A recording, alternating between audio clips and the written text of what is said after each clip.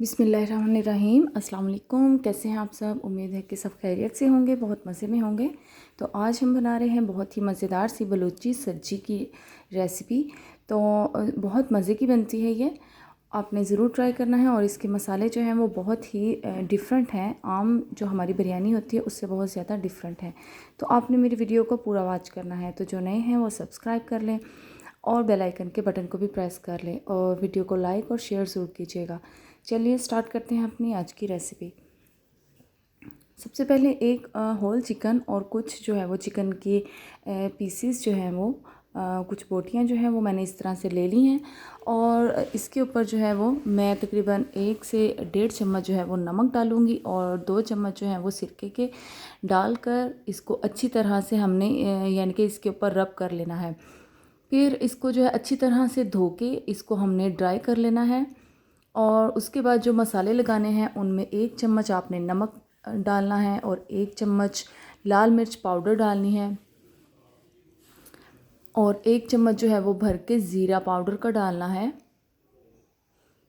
और 1.5 चम्मच इसके अंदर धनिया पाउडर जाएगा और तकरीबन 1/4 इसके अंदर जो है वो जावित्री का पाउडर जाएगा और 1/4 चम्मच ही इसके अंदर जो है वो जायफल का पाउडर आपने इसके अंदर डालना है।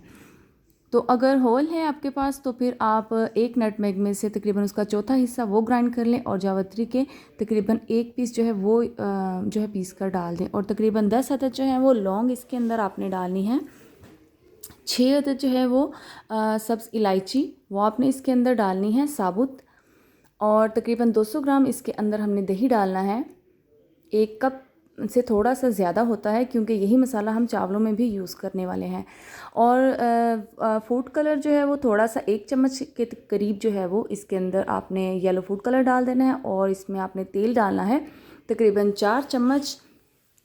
और लेमन जूस नींबू का रस जो है वो भी 4 चम्मच ही इसके अंदर डालकर और साथ ही आपने तकरीबन 3 चम्मच जो है वो इसके अंदर लहसुन अदरक का पेस्ट डालकर इस पर अच्छी तरह से रब कर लेना है कि ताकि जो तमाम जो हमने कट लगाए हैं इसके ऊपर उसके अंदर तक ये सारा मसाला चला जाए।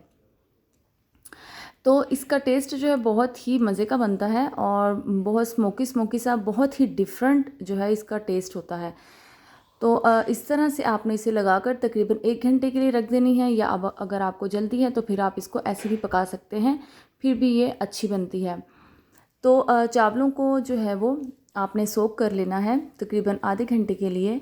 तकरीबन 2.5 ग्लास जो है वो चावल मैंने बासमती राइस में यूज़ करती हूँ। तो बासमती राइस आपने इसके अंदर डालने हैं, आप चाहे तो इसमें सेला चावल भी डाल सकते हैं।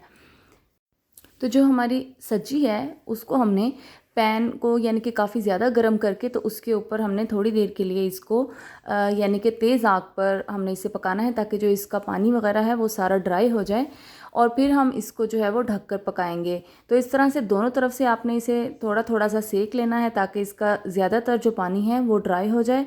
फिर हमने तकरीबन लो टू मीडियम पर जो है वो अपनी आग को रखना है और जो है फिर इसको हमने तकरीबन 10 से 15 मिनट तक के लिए हमने इसे कुक करना है।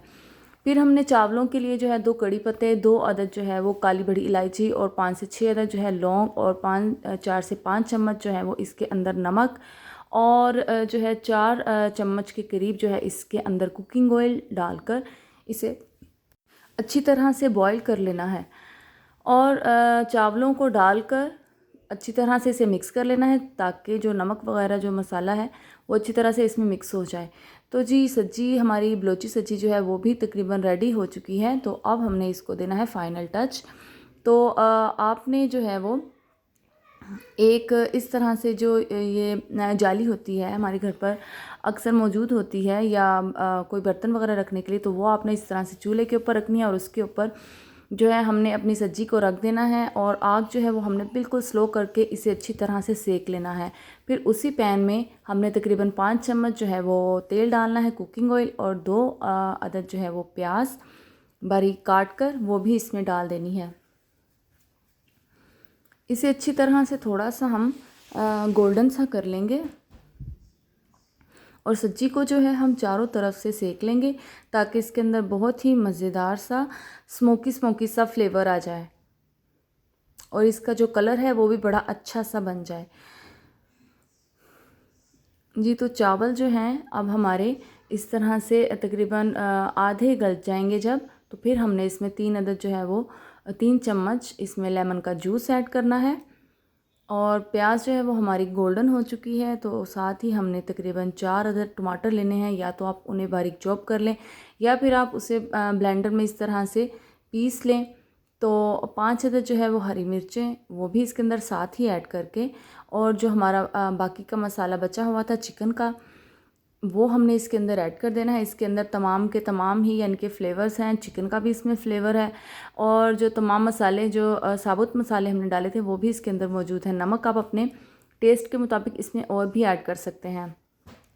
اس طرح سے جب آئل جو ہے وہ نکلنا شروع ہو جائے گا تو چاول جو ہیں تقریباً یعنی کہ 2 کنی رہ جائیں گے، تو آپ نے ان کو چھان لینا ہے، اور اس طرح سے ہم نے اپنے مسالے کے اوپر ڈال کر اس کو ہلکے ہاتھ سے جو ہے وہ مکس کر لینا ہے مسالے کے ساتھ۔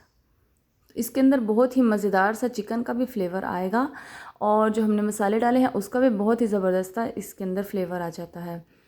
تو جی اس طرح سے آپ نے جو ہے وہ چاولوں کو اچھی طرح سے مکس کر لینا ہے، اور سینٹر میں تھوڑی سی جگہ بنا لینی ہے تاکہ ہم اپنی ہمارا جو چکن ریڈی ہو چکا ہے تو وہ اس کے اندر رکھ کے، اور جو باقی کے بھی اس میں تھوڑا سا فوڈ کلر ڈال دیں گے، اور جو باقی کی چکن کی بوٹیاں تھیں ان کو بھی ہم اس طرح سے اس کے سائڈوں پر ڈال دیں گے، اور اس کو ہم ڈھک کر تقریباً 20 منٹ کے لیے دم دیں گے تاکہ جو چکن کے اوپر جو اسموکی سا فلیور ہے وہ چاولوں کے اندر آ جائے، اور جو ہے وہ تاکہ چاول بھی جو ہے اچھی طرح سے گل جائیں۔